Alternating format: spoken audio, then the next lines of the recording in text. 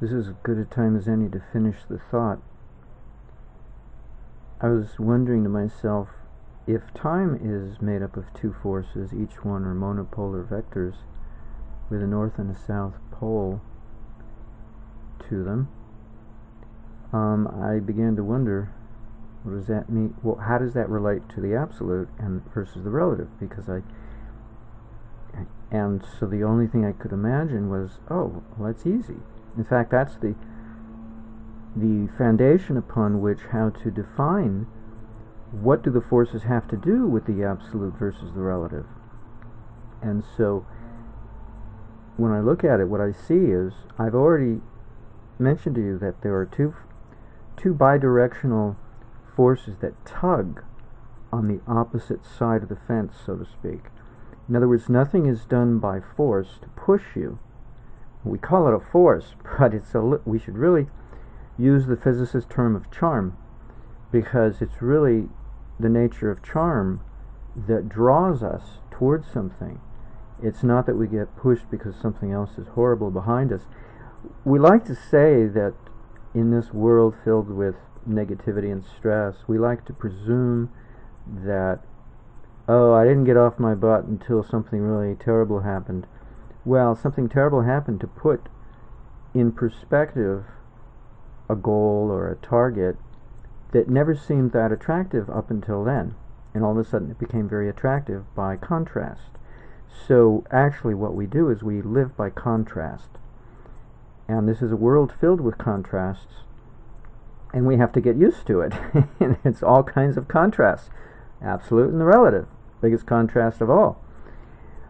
But the motive force for a vector is charm, because there's only two choices to think about, right? You push or pull. So which is it? Is the vector being pushed from its origin? Well, how can it be? The origin is a point. So all the force is ahead of that point, pulling it. There's no such thing as push. What? But I thought high voltage driving current to low voltage is a push. Is it? Are you sure? You may want to double check. Get to that in maybe another episode.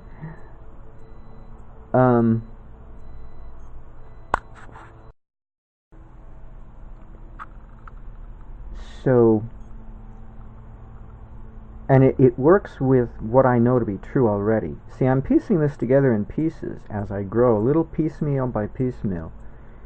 So I already know that Dharma is the gap between the absolute and the relative, and it's a tug that wants to pull what's on the opposite side towards itself, which means that the target is the point, the arrow point of a vector, and what's being tugged is the starting point.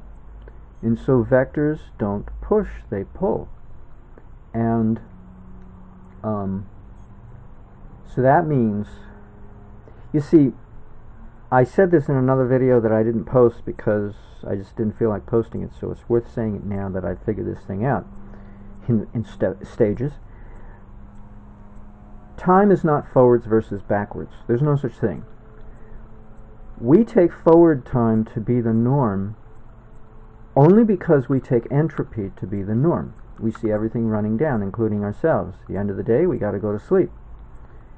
Yet, as Charlie Lutz would put it so aptly, when we meditate, we reverse our direction on the wheel of rebirth, the wheel of necessity, the wheel of the cycles of nature, because everything nature does is entropic. It moves forward. But there is something else that happens in which you can slip past Mother Nature. And it happens in the gap between any two states of consciousness. It's part of our evolution to go to sleep, to wake up, to fall into the dream state, to fall into the deep dreamless state of deep sleep. And whenever we move from one of those three states of consciousness to another one of those three states of consciousness, there's a gap between the two, and in that gap there's always the opportunity, but never the guarantee, that we will transcend and experience samadhi, the fourth state of consciousness. So in my perception of the chakras, each petal at least when we're talking about Sanskrit on this planet Earth, because on other planets it's can be organized a little differently depending on what their aesthetic theme is, but be that as it may. On a planet in which the golden ratio is the norm of the aesthetic theme, we know this because humpback whales sing in a diatonic scale, and if you speed up a recording of humpback whales, it's the same as a mockingbird. The melodic pattern, the pitch, and the speed, when you get the three to match, well, when you get it to match the speed or the pitch, when you get it to match the pitch range of a mockingbird, then the melodic pattern and the speed correspond. It's like somebody sped up a recording because that's exactly the way it sounds. Anywho, it's diatonic, which means it's based on the golden ratio. Well, on this planet of that aesthetic theme, which is foreign to this solar system, okay, get a little heads up there. This planet is an import from another place, but that's a whole other story in itself. But on a planet in which the golden ratio is the norm, the Sanskrit is so structured that the first chakra has 4 petals to it. That means 4 functions, and they operate as an organic unit.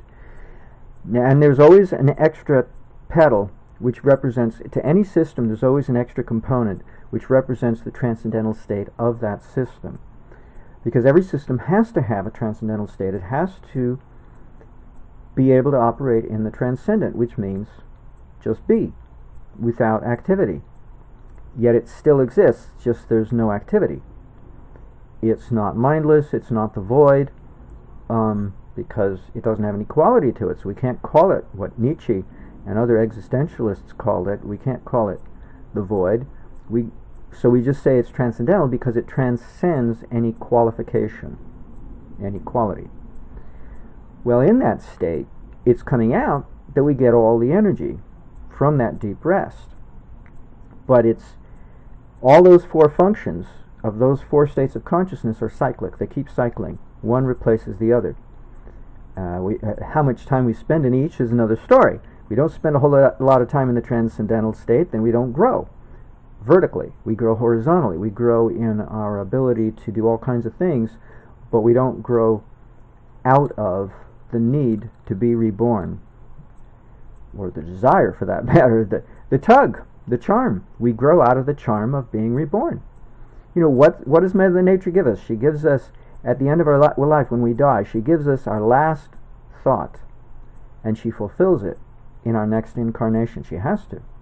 But because she always tries to give us both sides of every view, she puts a little spin on it. We always overlook. If our vision was cosmic, we wouldn't have any outstanding desires, and we wouldn't die, causing us to die. I mean, we wouldn't have any outstanding desires to cause us to die, to cause us to want to be reborn, because it's inherent in the subconscious that if we have any unfulfilled desire, it will be fulfilled in our next rebirth. And it's automatic, but it'll have a spin put on it so that we don't become obsessive about this automatic success. Now that we have it, we want it, we had to die to earn it, and instead of sitting pretty, a little spin is put on, a little spit. Nature spits on it a little, so that we go, oh, I don't think I like that idea anymore. So we grow. We're forced to grow ever so slowly, but eventually we grow up ever so slowly, just by the cycles of nature. Even if we don't meditate, or if we don't take on the responsibility of other people's lives, which is a path of karma. The path of karma can also be a path of yoga to accelerate our evolution. It gives us so much added weight to our karma that we grow really fast. Because when we blow it in a big way, not in a small way, because now we're managing other people's affairs. So it really, if you want to speed up your growth and you don't have access to yoga, you can always take on your shoulders the responsibility for other people, their lives. Anyway, so the 4 states of consciousness cycle. They're all cyclic because they cannot be maintained. No sooner than you go into the transcendent, you're popped right back out again. And how long you stay in is probably a question of the technique involved. How involved was the technique? How much of your physiology did it take to transcend? And techniques vary. The harder ones involve more of you, and so you end up staying in longer as a matter of course, but they're much more involved. Oh boy. But the easier ones, you may pop right out, back out again. There's no guarantee you'll be in very long.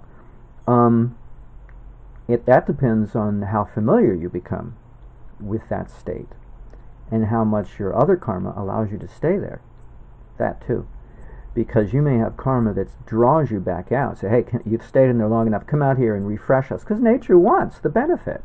So she'll draw you out when she decides to get the benefit of your mini enlightenment so that you can spread it around and fertilize her creation. Very innocently, without you trying to do anything. It just happens automatically. It's so automatic. The process of evolution, it's so automatic. We make an effort to accelerate, then we bumble along and create pain for ourselves, but we do accelerate if we're sincere. That's what we want. But we also make a lot more mistakes. But we don't have to. It's just so automatic. So the cycles of nature, the four petals in the Muladhara chakra at the base of the spine, they're deep sleep, dream, the waking state, and samadhi. Now, there's a fifth petal, though, and that is their integration, which of course is cosmic consciousness. But it lies outside the base chakra. And the base chakra, the only thing it's interested in is survival. And so you don't have to be interested in survival, obviously, if you're not going to die upon the death of your body, if your awareness continues to remain awake. And you're no longer attached to your karma, and so you don't get judged. Because there's nothing to judge. You don't have any karma to judge. You're vibrating outside the range of karma, and you don't have a body for the karma to be attracted to you either. So the last vestigial remainder of your karma is the fact that your body was still alive. Anywho, why did I get off on this track? There was a reason. So any system, so when you look at the Muladhara, you're looking at a division of four functions, and they are siddhi powers. And there's a lot of siddhi powers in the crown chakra, but among the six major chakras beneath the crown chakra, there are functions to each chakra, sub-functions to each chakra that are organic. They're hardwired into the nervous system on this planet the way they are, and the ones that are socially acceptable are the ones that everybody can agree on. Oh yeah, we've opened up the same chakras, which for most of humanity is the first chakra and the second chakra. 4 functions of the first chakra and 6 of the second. So that's about 10 functions that we can all agree on that are commonplace. And anything out of that, you're given a psychiatric diagnosis or worse, a disease. Something like there's something wrong with you, But because people don't understand. You can't understand anything greater than yourself. You can only understand what is the same as yourself or beneath you. But if it's too beneath you, you can forget what it's like and be a little confused. What is that? Until you're given a slap in the face. And I was given that last night in a dream, and I had to take certain actions today to remedy the situation because I had no idea what I had been getting myself into. But it made sense once I saw the dream. I said, oh, okay, whoops. I'm a little dim, but one way or another, awareness reaches me, and then I go, oh yeah, okay. Hey, I'm naive. I'm only dim because I'm naive. I live in a very narrow bubble world of my own making, for the most part. Anyway, so the extra function to every set of function is the transcendental function. So in order to analyze anything, we always need that extra function. We want to be holistic. We look at all of the organic parts that work together to create the whole of that system that works together to create a certain result, and we can analyze each part and we can focus on each part, and that's what the chakras do. They allow us components to each of their chakras. They're called petals, and their functions are called siddhis, or characters if you prefer, characteristic aspects of our personality. Virtues, if you prefer. You have to have, for every siddhi power, there is a corresponding virtue that goes with it, so that when you exercise the siddhi, you are practicing a virtue. You know, the ability to understand something, anything that gets put in front of your face, is the ability to be honest. The ability to be so open that you are entirely open to the universe, and by reciprocation, the universe has to be totally open with you. And that means anything that comes before your face is an open book. It's not a mystery. It might be a mystery for a little while, if it's technical, a little longer, but eventually you keep putting your attention on it, you figure it out. Just by putting your attention on it. You figure it out because of that reciprocity of exercising that virtue through the vehicle of that functionality of that siddhi power, that yogic power. Okay? So, you know, as Patanjali says, we can be born with them. You don't have to do anything. You can acquire them by herbs, by mantras, all kinds of different ways of acquiring powers. Usually, hopefully, it's better to acquire them as a side effect and not as a, you know, unless there's certain things like, I got to keep my body alive. I wasn't born with a great deal of health, so I have to work at it constantly because I'm congenitally defective. And now I'm finding out I have a genetic disorder, and it has nothing to do with mental illness. It all has to do with the body, although it ends up in the mind, but the cause is in the body. So now I know these things, and there are natural alternative remedies for just about everything on this planet except that which is unforgivable, and we don't have to go there. But diabetes, liver ailments, there are all these techniques, supplements, protocols that can address them, so you don't have to go to drugs or alcohol, as some people go to, or hitting yourself over the head. You don't have to do that either. So when we look at electrodynamic theory, we always have to include the transcendental aspect of the relative in order to properly analyze the situation. This is just a byproduct of my study of the chakras that came out of fasting on fruits and vegetables for 2 years as a teenager. I got to study the functionality of the chakras because they were right in my face. I could see them, you know, using subtle vision, because I already could see auras when I was a kid anyway. I can't now, but I've lost a lot of things, seemingly overwhelmed by the stress of the aging process. But the fast enhanced it, and the fact that I was meditating, the two together. And I made a study of it, and I could see various aspects to it that I never saw before because I never had my attention on it. My passion was my focus, you know, the excitement of life. And here I was fasting, and so I got to settle down and look at things that I could not have looked at otherwise had I not settled down during the course of that 2 years. And in the course of that, then I realized the functionality of the Ajna chakra, that are just two, and it has to do with karma. We create karma, and we eat our karma that we create.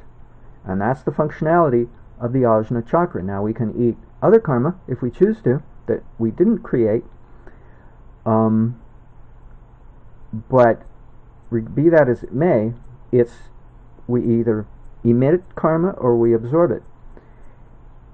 You know the expression, I'll eat my hat if I'm wrong. Well, we have to eat our hat, we have to eat our karma to make room so that we can manifest more karma, because if there's too much karma attached to ourselves out here in the relative, or inside the body attached to us, then there's congestion, and then we can't manifest. So you wonder, how does that angel manifest a flower if they're in charge of manifesting flowers? A little devata in charge of a pushpam, a flower, and manifest the flower. How do they do? Well, because they don't have any karma to get in the way.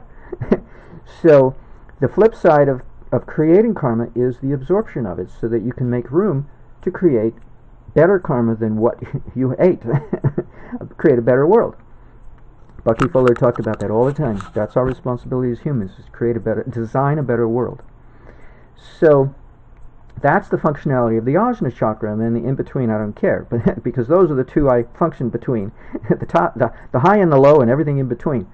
But there's always a transcendental aspect behind each and every one of those groups of functionalities, and it's no different with electrodynamics. So when we interpret the pair of forces at the basis of electrodynamics, we have to look at them in terms of the absolute. What relationship do they have to the absolute? Well, but when we look at them as opposite, complementary opposites, there's also the relative to look at. So now we got two things. We have to include the relative along with the absolute when looking at Dharma, because electricity lives in the gap between the absolute and the relative. It's the simplest state of consciousness, of awareness, of life, because it literally sits at the gap and can negotiate between the two worlds, the relative and the absolute. It's so beautiful a study, because it gets to the heart of science, because it's literally the bridge between God and man. Whoops! Wow! So, but what does it have to do? Well, because the vector will either be rooted in the absolute, headed towards the relative, or it'll be rooted in the relative, headed towards the absolute. And it's heading towards its target based on the charm of that target, not based on anything spurring it from behind, because it's got an endpoint behind it. There's no, how can I put this? There's no force behind you if behind you is the point that started the vector. You have to have a legacy. And if you go back and find a boundary to your legacy, then where's the prior step, I was doing a mix of words there. Previous and prior makes prior. Where's the prior status before the point? There is none. So all of the force of motivation for you to move is ahead. And so it has to be charming, or else it wouldn't draw you towards it. But you have always two choices. You can go towards the relative from the absolute, or you can go towards the absolute from the relative. We come out of meditation, that's what we do. We're drawn out of it by Mother Nature. She wants our bliss. And when we are drawn to meditate to increase the likelihood that we will transcend, it's because we're tired of the relative. It's not enough. It's not good enough anymore. The cycles of nature are not good enough. We're tired of the repetition. Even though there's endless variety to that repetition, we're tired of the repetition alone, and we're starting to question, is this all there is to life? I'm born, I die, is that it? Come on, there must be something more to life, to the purpose of life, than just the cycles of nature. Yeah, it's transcending. So that's when we want to transcend, and that's when we want that charm to draw us towards the transcendent by that choice that we make. We make that choice. Until we make it, we'll probably be put into weird situations wondering why, and it's really the weird situations are just to create the contrast necessary for us to want to make that choice, because it's totally based on our choice. Mother Nature can't force us to do anything, and I know that from experience, from my own perception, of my own experience. When you get to even God consciousness, more elevated than cosmic consciousness, you still cannot stabilize it unless you want it to be stabilized. And I've been putting off stabilization for decades because I don't want it. I just keep popping in and popping out, popping in and popping out. And one of these days I'll stop resisting, or I'll die and have to pick up where I left off in the next lifetime. But eventually I'll stop resisting and decide that I want it enough to stop sabotaging it, because I have to do something to sabotage it, because I was following a natural urge to go in that direction. Why? Because it gives me more bliss, it gives me more energy, it gives me more intelligence to proceed onwards to greater and greater enlightenment. And yet I don't want to go all the way, so I sabotage it. But I have to do something, and it's usually something painful and hurtful to myself in order to sabotage it, because it's contrary to the flow that I'm naturally proceeding along at that time. It's contrary. So it's going to have to be painful. There's no other way. And it's self-hurtful. In a small way, like a drop of blood, in a small way. But it's still obvious. Oh yeah, there it is. I know. I know how things work. I'm not stating anything new to myself. But in order to look at this charm nature to a vector, we still have to incorporate the transcendental state of the absolute, state of non-change, the field of non-change, or the status of non-change, in contradistinction to the field of change, which is what we know, what our senses tell us. in order to properly understand electrodynamic theory, let alone appreciate the gap between those two extremes wherein electrodynamics operates. Now, it's not to say it doesn't have tentacles reaching out to both sides, but it's at the gap that the vista or the vantage point is, or the window of view, to which is ascribed the dynamics of electricity, is in the gap. So, the point of this video was, what's the nature of a vector, and extending the idea that the absolute is involved. You cannot leave it out of the equation because it's in contrast to the relative. Well, it's not usually the way scriptures talk about, why was creation manifested? Was because God was bored, And it sounds silly, but it's true. It sounds silly, but it's true. When you're in bliss long enough, you want a little excitement. So you manifest a creation. And on occasion, step into it. Your own creation. Anywho. I think I've said everything. Okay. So, nighty-night. See, we don't have to rat on anybody. We don't have to harp on any negativity in order to discuss a topic. And I guess last night I was stressed. And so, I had to wash my car. That's right. I didn't want to have to wash it. But wash it I did. And I had a little leftover remainder of stress I didn't want to admit to myself. So there it is. I got over the stress and cleared my vision. And so now I can finish the topic with clarity. Because I questioned whether or not time has two directions to it. Because I know that entropy only has one direction. Well, in order to meditate, the mind, as Charlie Lutz would say so many times, the mind has to turn 180 degrees around in order to transcend. 179 and it will not transcend. It cannot. Come close, but it won't. You have to turn the mind around diametrically opposite to the direction we are pointed in when we're out here in activity in order to transcend. You may, 179 degrees, you may settle down to a nice quiet state, but you won't transcend. You'll simply be at a nice quiet state, maybe even deeper than deep sleep, but still within the field of the relative. So that means there really are two directions. And they are vectorial because each one is a force. The nature of a force is it stands on its own. It doesn't need support from anything except to describe it. The context. All it needs is a context, but it doesn't need time. And that's the difference between a force and electricity.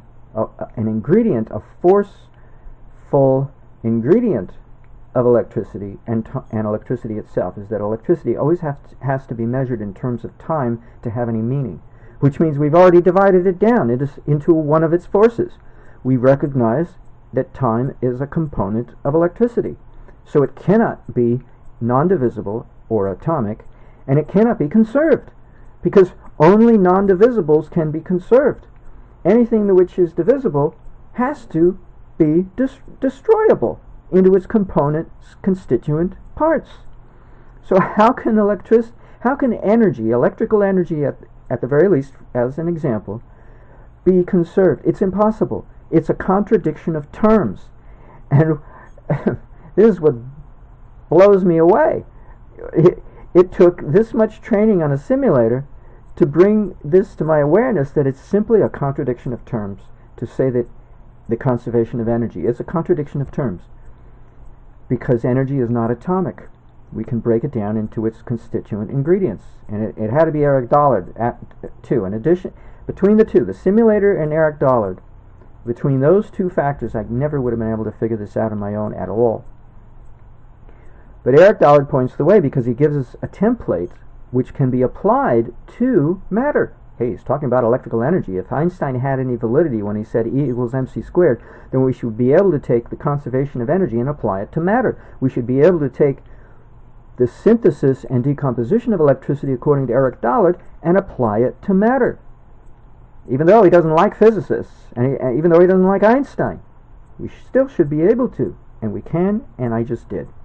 It's called a new atomic model, in which we recognize that Democritus, we inherited this notion of the atom from Democritus, who formulated it originally as meaning non-divisible. It's the smallest unit of matter. You cannot divide any further. And now it doesn't mean that anymore. Which is just like us in the English-speaking world. We keep changing the meanings of words, and we don't notify ourselves.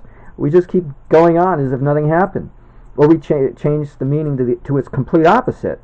You know, the Bible talks about contemplation. They're talking about meditation. They talk about prayer. They're talking about contemplation. You know, everything got backwards. But I found that out from a bunch of monks visiting Maharishi International University, and were interviewed, and I saw the video. I didn't see them. They came like a year or two prior to my visit there, and they were visiting from a monastery at upstate Iowa, and they said, we got it totally backwards when we translate the Bible, because we don't even understand the use of their words. It's totally backwards. And this is what Charlie Lutz would always say many, many times. The materialist looks at the spiritual and gets it backwards every time. And when somebody came up to Charlie and asked, Charlie, I don't understand what you just said. And no sooner than the words came out of that person's mouth that somebody else came up to Charlie. Oh, excuse me, Charlie, is this what you meant when you said? And he got it completely backwards, and it was obvious. It was something else, and it was obvious to the guy asking the question. So, oh, well, that answers my question. Charlie didn't even have to answer. Somebody else answered for me. Well, it's the way it was with the Bible, with those terms, you know, contemplation, prayer, and meditation. We got them backwards. Now, why did I get off on that?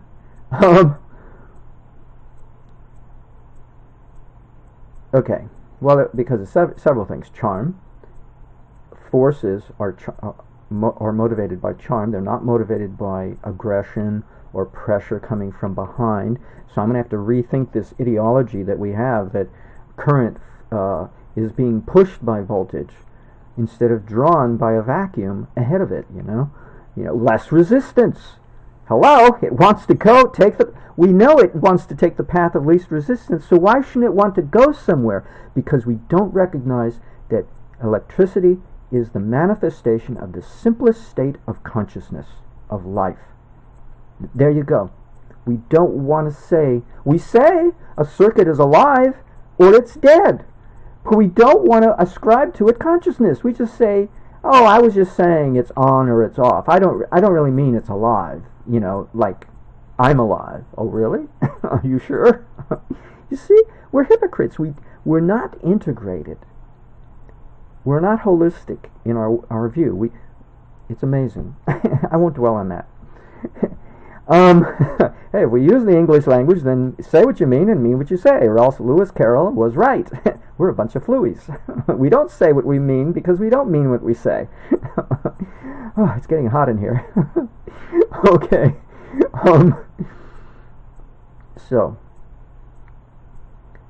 time really does have two directions to it, but it's not forwards and it's not backwards. It's just that we are so accustomed to moving forward into a greater state of entropy than we were before that we take that to be the norm, and that we call forward.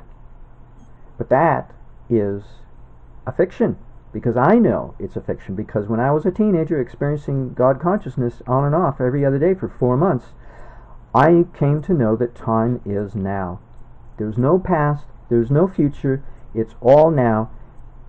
Not that now is limited to just this moment, but that now is all encompassing of all future and all past.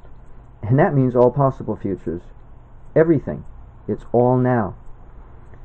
It's just space that causes us, the change that happens in space that forces us to look at time in terms of phases. So it's the distinct example I used when I was a teenager was the difference between cinematic film. The images on cinematic film, 30 per second, but they're images. They're still images that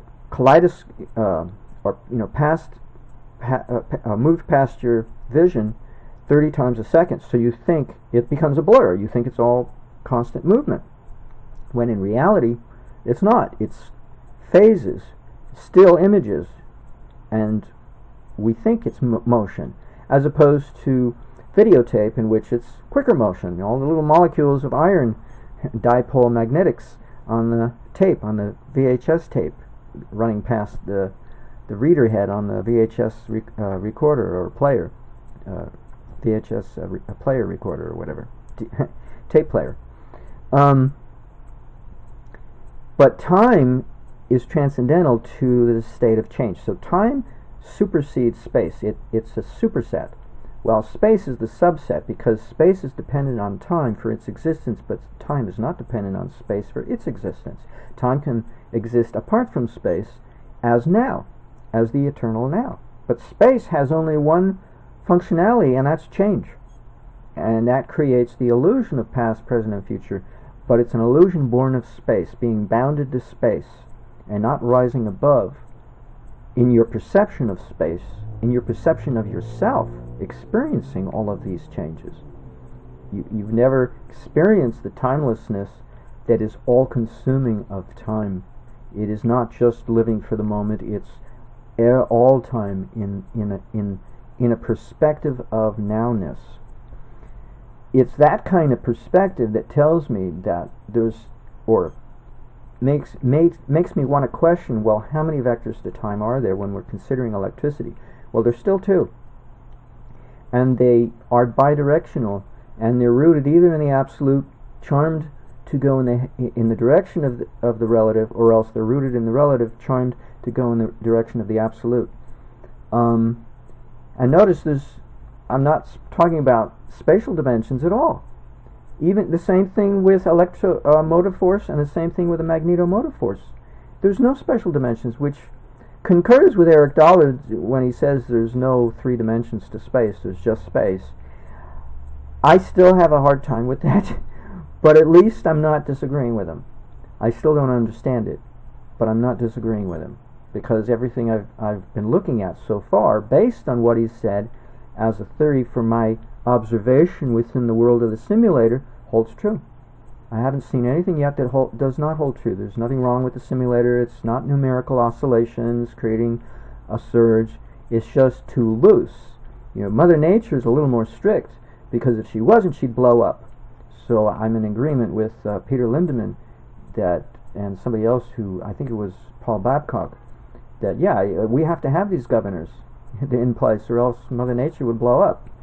So I already kind of knew that, but when I heard that Paul Babcock was saying that and quoting Peter, I thought, well, that's good, because then I knew I was in the right company, and I kind of stumbled into parametric excitation on my own when I began to observe what I was seeing in the simulator and stop denying what I was observing, because I just thought it was an anomaly of the simulator. And then I realized, no, it's not an anomaly. You change a parameter of a component in a circuit while it's running, and you can get energy disappear, or you can get it appear, and it's seen. Where does it go to when it disappears, and where does it come from when it appears? So I had to go look for something to back up my shift in opinion, and I found it in Eric. He had already talked about it years ago. I thought, wow. So I had to learn my own way. And that's the only way we can, because these are fundamental things. You can't just repeat what the teacher said and go, oh yeah, right, whatever. You don't not until a light goes off in your head based on your own experience of that quickening or awakening. Only then do you own it. Only then do you own the knowledge. And that's beyond memory, beyond memorization. And are we going to be tested on this? Do I have to study this for the test? No, you own it, and you'll never lose it.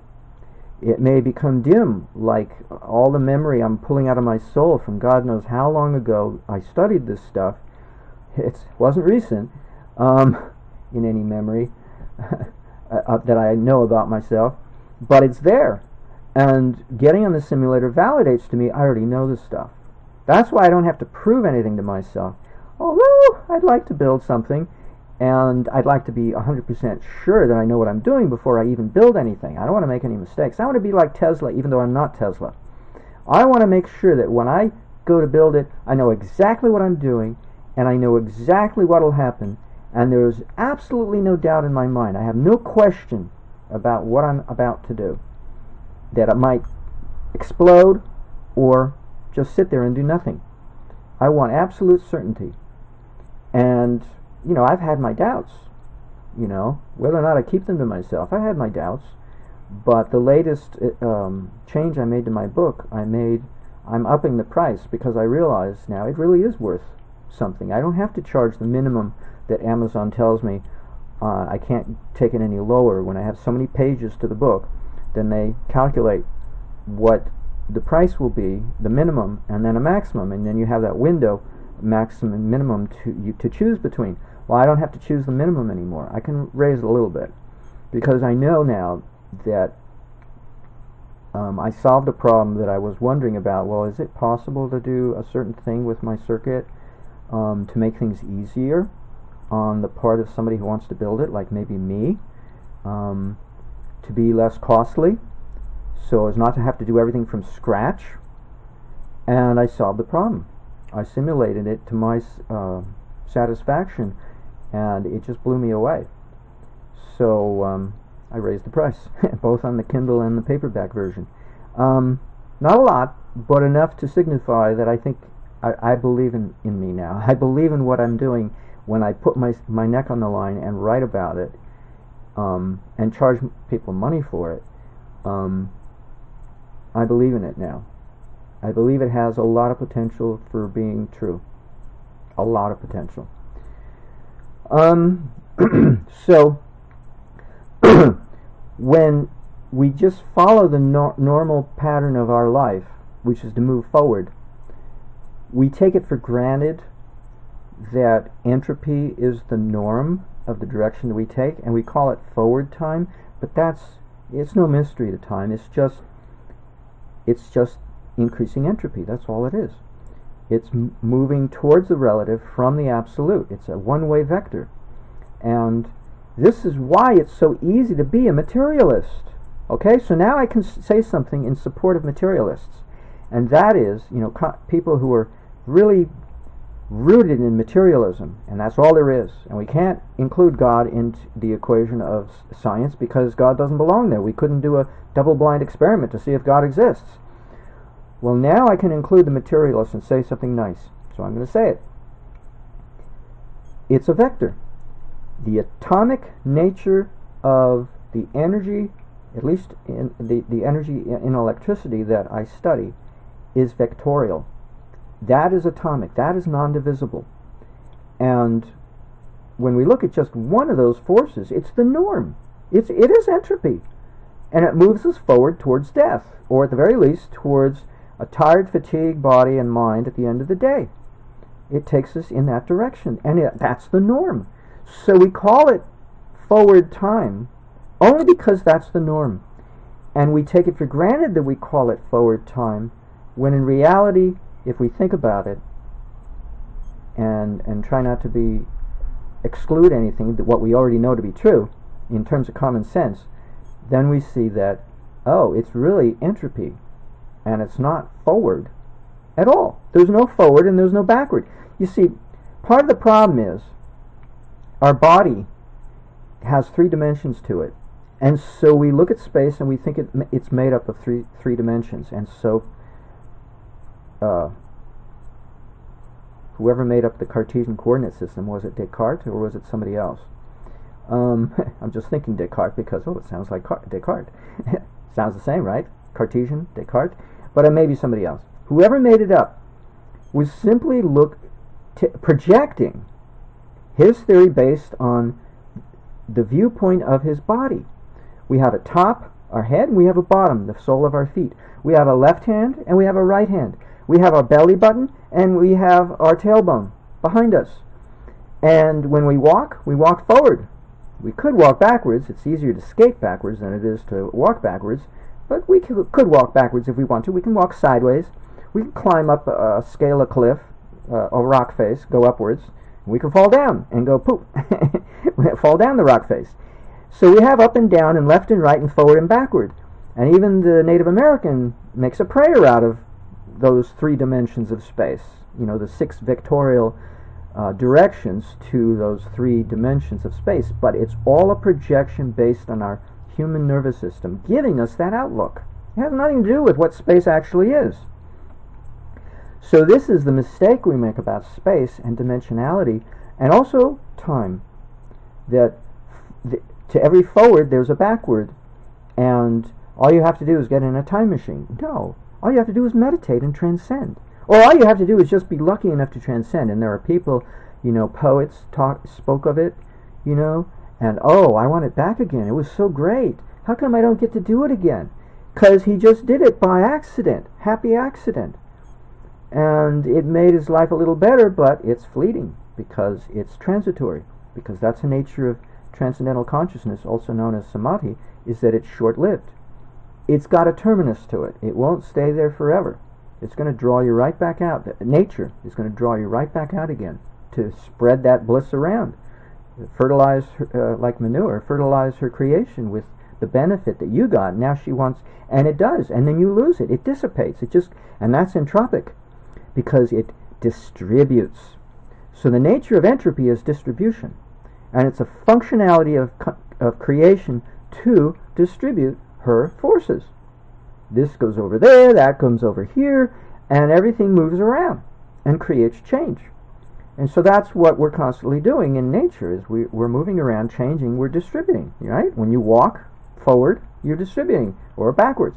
When things move forward in time, they're being distributed. We call it diffusion, but whatever. Time is a function of distribution because it's moving things around. And so we take that for granted. But when you transcend, when you go in the opposite direction on the wheel of rebirth, the wheel of necessity, when you take the opposite direction, distribution comes to a standstill. Nothing moves anymore. It stays put. It may only be an instant, and then in that calmness, you get to experience yourself the way you've never experienced yourself before. When I went for my first day to get initiated, to meditate for the first time as a teenager, I was lucky as a teenager to get started. I was blown away. I was speechless. I couldn't put it into words. And when my stepfather asked me, okay, well, how did it go? Because he's the one who signed his John Hancock, so to speak, on the parental consent form, because I was a minor, to abide by the laws of California, I had to get parental consent. And my mother wasn't going to give it, but my stepfather, he didn't care. I had to earn the money to pay for my technique, but I had to get permission from a parent, and he obliged me. He signed. So he asked, how'd it go? Because he's the one who stuck his neck out, right? Although it didn't seem like to him he was straining, but he was curious. And he wasn't straining, really, or else he probably wouldn't have said yes. He doesn't like to strain. My mother, on the other hand, takes the opposite approach. She strains at everything. So I have a little bit of both of them in me, since I was raised by my stepfather and not by my father. Anywho, so I asked, how did it go? And all I could say was, it's something very special, because I couldn't put it into words. I didn't know what to say. I was blown away. Anyway, so it's only by reversing ourselves on the wheel of rebirth that we are able to transcend, and then we experience a direction to our life that we didn't even think possible. We can't even imagine what are the words to describe it, because it's so unfamiliar. It's so much in contrast to what is normal. And believe me, when you're a child, you go by what's normal. You go by what's consensus. You don't want to stick out and be abnormal and weird. You want to fit in, big time, as a teenager. And so to go and meditate as a teenager and do something that wasn't weird, but it's unprecedented. If the closest word I could come up with at the time was that there's no precedence for this kind of experience in human experience, and so I'm speechless. I'm without words, because it's unprecedented to be able to experience something like this, because you're reversing yourself in time. If we talk about time in terms of forwards and backwards, but because energy is broken down into vectorial forces, there really are, there's no problem to it because they're separate and distinct from each other. It's just entropic or it's negentropic. We are living or we're transcending. So it's not like, it's either the three states of consciousness, waking, dreaming, and sleeping, or it's transcending. It's not that they are opposite to each other. It's just they're on their own path. When you're on a path of entropy, you're on a path. and so when physicists look at the world, they're totally oblivious to any other possibility because they don't have to be aware of any other possibility. So the point is, there's nothing wrong with being a materialist and calling me names. Oh, I'm nonsensical, I'm a scammer, depending on whether or not I'm charging. But regardless, people want to shoo away from me very fast and call me names and poke fun or whatever, and it hurts at first, and then I get over and I go, oh, ha ha ha, yeah, that is kind of funny. But it's ridiculous to be shut out of forums, just because I want to bring up the topic, But be that as it may, they're totally within their right mind, and they're totally within their rights, because force is atomic. It does not have to take into consideration any other force but itself, and yet it is so tunnel vision narrow-minded that it is complete denial of every other possibility. And that's exactly what Eric Dollard has been saying, that each is the complete denial of the other. He wasn't talking about time. He was talking about magnetism versus the dielectric, the other two ingredients of electrical theory, electrodynamic theory. There's time, there's the dielectric, and there's magnetism. Well, I see it as force, and all three are forces, and all three come in pairs of bidirectional forces, but only bidirectional in terms of concept, not in terms of their actuality. So we say, moving forward in time is entropic and its opposite is negentropy, but that's because we have the ability to look at both and integrate both into our awareness. And that's the beauty of the human nervous system, is that we don't have to be materialists and we don't have to be spiritual. We can be both. And a fully integrated human being is both, because we see both, we know both to be true, and it's our experience 100% all the time, spontaneous, without any effort or willful motivation on our part. It becomes an all-time reality of full integration of experience. But only by alternating between the opposite types of forces of any one pair of forces do we slowly, gradually integrate their two opposites into the nervous system. The nervous system is made up of three parts. The Sushumna goes up the middle, but the Ida and the Pingala are the right and left channels, the positive and the negative, and they see things in a very obtuse manner. But the Sushumna is their integration, and it's only when the two are in balance that the Kundalini goes up the Sushumna and opens up the chakras and raises consciousness. So you see, the nervous system is geared for integration of opposites, but the world is filled with opposites and gives us a nervous system capable of their integration in our awareness, in our functionality, in our life, in our perception, in our consciousness. So forward time and backward time are not opposite directions along a timeline. They are simply in contrast to each other, and we, for sake of convenience, take the two pairs of vectors, put their center point, or the starting point of each, on the same point, and then have them move in opposite directions so we can put it on a graph paper to make it look nice and pretty and neat. But that's not the way it is. They are oblivious to each other, complete denial of each other. And because this is the nature of force, why shouldn't the materialist be in complete denial of God? Why not? He's totally in his right, or she, totally in their rights to be in denial, because that's the nature of that force. When you're in a force, you don't see anything else. When you're wrapped up in that force, all you see is the force. And if it takes you in the direction of entropy, then that's your reality. And there is no other reality. So there's no argument.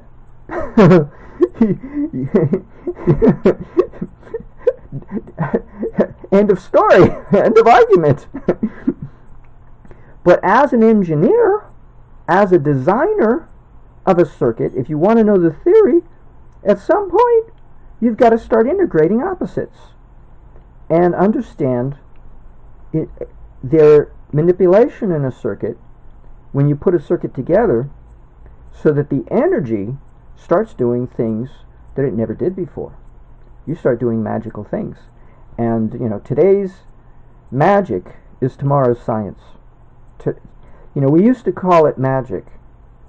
Actually, in today's world, we don't call it magic anymore. We call it science fiction. Or we just call it fiction. Or we call it nonsense. Or we call it scamming.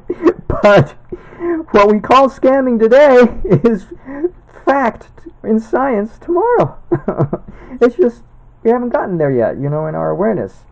But some of us get there a little sooner. Have already gotten there and just have to be reminded, So now I'm reminding myself. But that's why it's okay to be a materialist. And I really have no longer I'm not going to have a good reason. I never did, but now I'm going to have to hold myself to this fact of life, that there is no good reason to talk ill of somebody who sees things in a narrow point of view, because that's the nature of force. And there's this expression. I should end now with a quote from Charlie.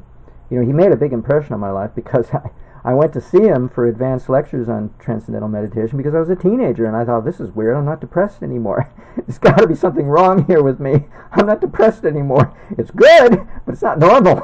I'm usually depressed. And it didn't take long for depression to start to lift. And gradually I became happy and said, why am I happy? I'm happy for no good reason. I'm happy for no reason. It wasn't a question of no good reason. I just was happy for no reason. Well, I transcended. So I got rid of some stress, got rid of my clouded vision, and I saw things the way they are. Beautiful. The sunrise, it's beautiful. It's a beautiful day. I'm walking to a boring school, but it's all beautiful. Talk about getting high, a natural high. So I went to those lectures to try to authenticate to myself that I wasn't weird. Teenagers, they don't want to be weird. So I looked around at the 200 or 300 people, and David Lynch was one of those people at that time. He wasn't famous. He was one of the people there, and a student still at USC Film School. So, but I didn't know one person from another. I know now, because people tell me, oh yeah, he was? Oh really? I didn't know one person from another. I didn't fraternize with anyone. I just kept to myself. But I looked at everyone and judged them, and you know what? They were all normal. And you know what? If they can do this, I can stick with this. And I did. For 1 year, I kept going to every Friday night to try to authenticate to myself that I was not weird, because I wasn't depressed anymore as much as I used to be, and I kept getting less depressed, and this is weird, So I needed some authentication that I wasn't weird, just because I was healing from my depression, which really was the weirdness. It was being depressed. But I forgot how normal I was when I was a really young little kid. I wasn't depressed, at least not that much.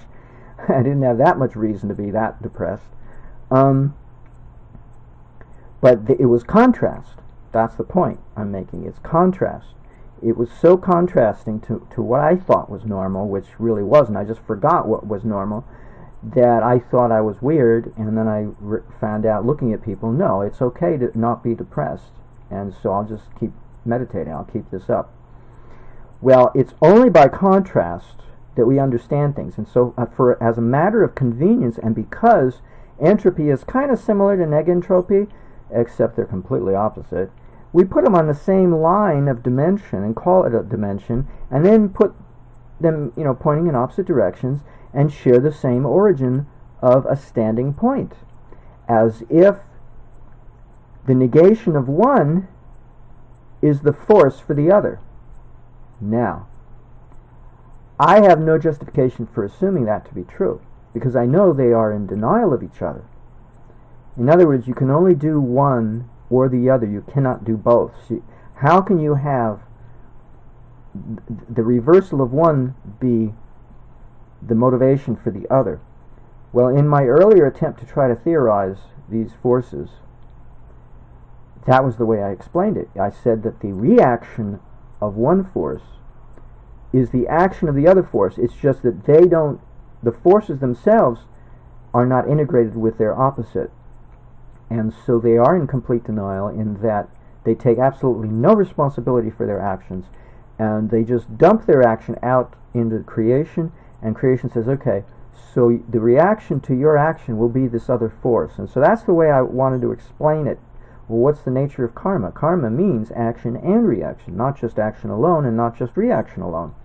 Well, if you have pairs of opposite forces that are vectorial and they're in complete denial of each other, and Mother Nature has to integrate all this, then she says, okay, your reaction will be the other force's action, and your action will be the first force's action.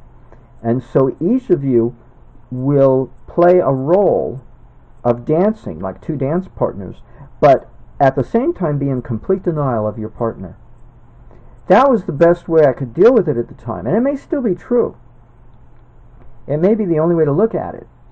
But because they are in complete denial, it's still our choice that we put it and make a bidirectional line of endless, no endpoint that goes off in two opposite directions to infinity, but in opposite directions. It's our willful desire to take two similar forces that are completely opposite in nature and actually have them somewhat associating to create a line out of it, a synergy between them, a line, when in reality, from their perspective, they're in complete denial of each other. So this is why it's so easy to get into an argument with somebody who has a completely opposite view to you, is we've already made the mistake of creating that endless line that goes off in opposite directions, when in reality, it's two vectors that we conveniently construct into a line of infinite length. That's our choice. And it's a human construct of human mind, and that's not the way it is in reality. Because in order for them to be in complete denial of each other, then there's no such thing as a line. We draw it and we define it in geometry as opposed to a vector, a line that goes in opposite directions to infinity, but that's that's a human construct. It's a man-made construct, and it has no business in any accurate assessment of reality. So it's no wonder we argue, because we think, well, I'm entitled to argue with you because you have an opposite viewpoint to me, and that makes you related to me, and that gives me the right to engage in argumentative discussion with you. No, it doesn't. No, there's no liability, there's no responsibility to argue at all. There's no responsible need to argue at all, because each is right in its own view. Each is in complete denial of the opposite view, and each one is separate from the other and totally right in its own view. So what greater way to define peace and the lack of war and the acceptance of our differences than the study of electrodynamic theory according to the observation coming from a robotic simulator who cannot make mistakes. The only error is relative. It's not absolute. No simulator makes absolute errors unless it was designed by its creator out of a sense of responsibility to public policy, which is a synonym for corporate policy. That's the only. But if you strictly design it according to electrodynamic theory and leave out the policy changes that you work into the code, then as a robot functioning robotically, mindlessly, it can only give you the right answer, the right view of reality. The only spin to it is it might make things too easy than they really are. But otherwise, thematically, it cannot lie. It only lies in the details of minor details of inaccuracies. Well, okay, it can't be that easy to create free energy. But it's not a lie. A robot can't lie. It's just math equations. All a simulator is a GUI, a graphical user interface, to make it convenient to work with the mathematical equations that are behind them. That's all a simulator is a bunch of math. And I hate math, and so this way I get around the problem of I don't want to deal with the math, I just want to deal with designing circuits. And so this way I get to bypass the math. But I look at Paul Falstad's code in Java when I wanted to make it more realistic, because he was missing a feature that LT-Spice has, in which LT-Spice has equivalent series resistance in its caps and coils, and has other things too. But I just wanted to put in equivalent series resistance, in particular for coils, but also I wanted to be balanced, equanimous, and give it to capacitors as well. And that's when I really learned something interesting.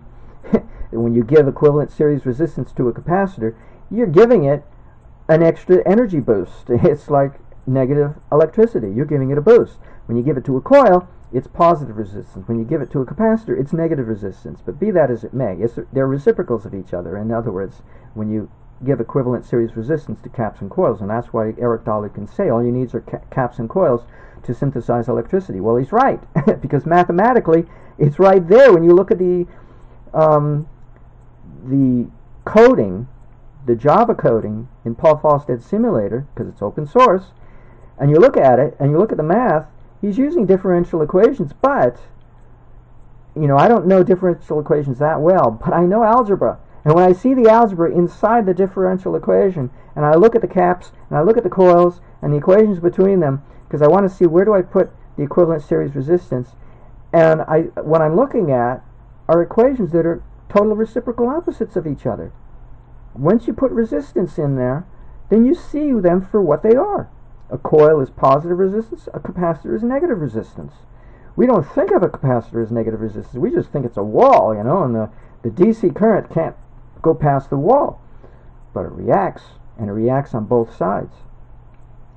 And it's that reaction of the dielectric material in a capacitor that carries forth an influence to the opposite side, even though it came from one side, and it reacts on both sides. But looking at the equations taught me that something interesting, that it's all about the math. How important it is to look at simulators in terms of mathematics. And so you can't do anything wrong, because I saw what Paul Falstad did in his code. There was only one policy he put in his code, and he admitted to it. It was in his transistors and his diodes. And he put a comment. He said, and I could see it had no business being there, but at least he had the niceness to comment and say, this is here because this limit, this current limit, he said an arbitrary limit of current on his transistors and diodes because they sometimes act weird. He called it weird. Well, it's just over unity. It's a surge. It's a transient amplification, a transient amplification. We normally say a parasitic transient, but I would prefer to say that, well, you don't have to look at it as a parasite. We don't have to look at it as a brief surge. Be that as it may, it is parametric excitation. Let's leave it at that. And so it may be weird just to Paul Falstad, but it wasn't weird to me because I was making my bread and butter, so to speak, spending night and day doing nothing but surges and focusing on just that experience in a crafted circuit. Can I create a surge, and how many different ways can I create it, and can I manage it, and can I get something useful out of it, and how can I apply it, and how can I regulate it so it doesn't blow up in my face and fry the circuit if this were to be built, if it were buildable. Well, none of them were, because Paul Falstad's simulator is not realistic. So I was looking at the code to try to make it more realistic, and eventually I had to give up dealing with that simulator most of the time because it's boring. It's too easy. But that doesn't mean it's worthless. It's just too easy because there's not enough governors. There's not, apparently, I would have to take a guess estimate that not all the theory is in there. Equivalent series resistance was missing. Okay, so that's one example of electrodynamic theory that it was missing. But there was no wrong theory. It was just missing theory. Because electrodynamic theory has a lot of parts to it. And if you don't include all the parts, then the simulator is not realistic. but it still does not lie. It's just not accurate. But that doesn't mean it lies. It's just not accurate. But it's like a robot. It has to give you precisely what electrodynamic theory is. It has to, at least to the extent that it was programmed into it. So the more you put in, the more realistic it is, and then the harder it is to create over Unity. But it's not impossible. It's just harder when it becomes more a realistic simulator. That covers just about everything. I think so. In this part 2 of this discussion. Yeah, I think so. So, I still don't know how to conceive, what does this new atomic model look like conceptually, but at least I can appreciate that there are 6 vectorial forces, and each one is the denial of the other, of its opposite composition. So there's no point to thinking that they're associated with each other, at least as far as they're concerned. Hey, I'm out of here. I'm me, and all is me, and that's all I have to worry about. Is each force, looks at reality that way, and so that's the reality for that force. Oh, that's what I wanted to end with Charlie. I never got to the quote. If karma must come, then let it come. But woe to he through whom it must come. In other words, if you have to be murdered, if that's your karma in life, is to eventually be assassinated, murdered, killed off, maybe accidentally killed in a car accident, then so be it. Nothing you do will disallow your karma from reaching you unless you transcend your karma. But if you don't, then it's got to reach you. Unless you raise your vibratory rate so your karma can't find you, it will find you. Granted, it will always find you.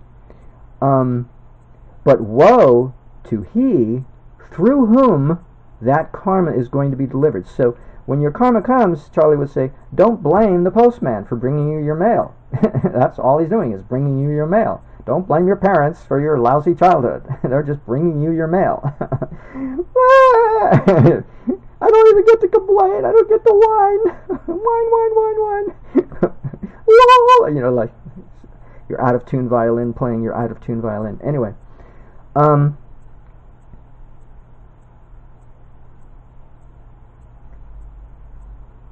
In that statement, what he's saying is, the person who brings your karma is simply acting as a force of nature at that point.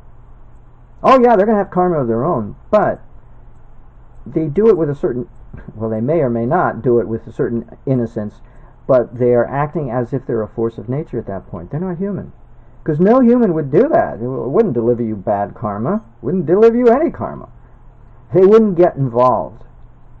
They would not want to get involved and create karma for themselves to one degree or another. So at that point, they're just a force of nature.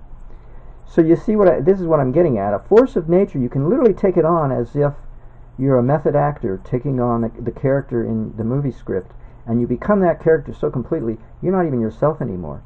And some actors, it's been said of them, they don't have a life of their own until they're an actor and put on the role of the character they're going to portray. Well, that's exactly what happens with karma, because karma is a part of the forces of nature. It has to be.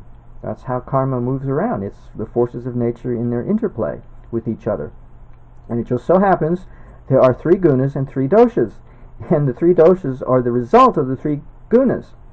And the 3 doshas are what we sense, what we can measure, what we can see. We can't see the cause. We can't see the gunas. We just know they're there in theory. We infer their existence. Start, maintain, and stop, the sattva, rajas, and tamas gunas, but we can't see them. Yet the doshas, vata, pitta, kapha, mind, fiery movement, and the kapha inertia, the heavy mass of inertia, those are the doshas. Those are just results.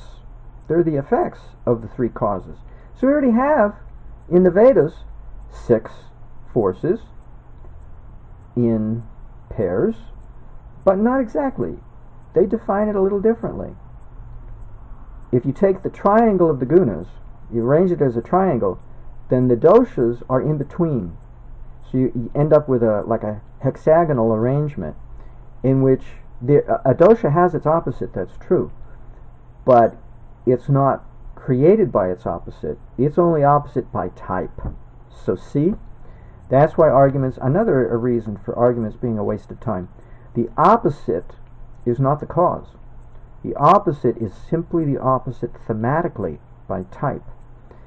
So, in other words, if you put sattva at the top of your apex of your triangle, your conceptual model of the gunas, and then you put rajas to the lower left and tamas to the lower right, destruction, tamas, then the opposite of sattva is in between rajas and tamas, and is the net result of the blend of rajas and tamas. It is not the result of sattva. Even though it's opposite sattva on this circular arrangement that is thematic in terms of what's oppositional. You arrange things in order to understand them thematically, but it doesn't mean the opposite is the cause. It just is the opposite thematically speaking. The cause is actually your two neighbors. And interestingly enough, that's exactly the way the physiology operates, according to what Dr. Robert Otto Becker, MD, discovered and wrote about in his book, Body Electric. Sorry for me carrying on this video a little further. There's so many fascinating things that are interconnected here. He said when a stem cell takes up position within the body and becomes a functional cell, like a skin cell or a stomach cell, it looks to its neighbors for their voltages, and then it picks a voltage that's in between its immediate neighbors, and it decides, okay, I'm going to be that voltage in between, and then it uses that voltage reading to peer into the genetic code and decide, okay, what part of the genetic code pertains to my functionality. When I set up shop and hang a shingle, I become a toenail or I become a nose cell. It's based on my voltage. So the whole body is a topographic voltage gradient map of various voltages.